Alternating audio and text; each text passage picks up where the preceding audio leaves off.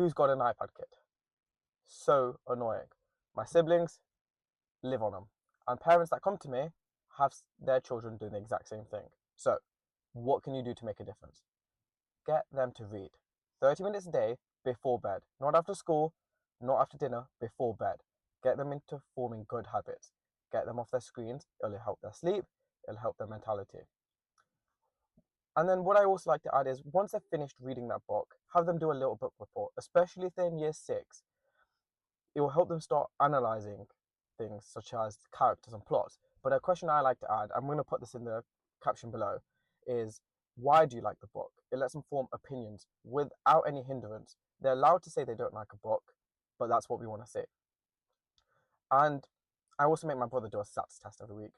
He's getting into a place where he's going to do a paper at the end of the year, and school have not prepared him.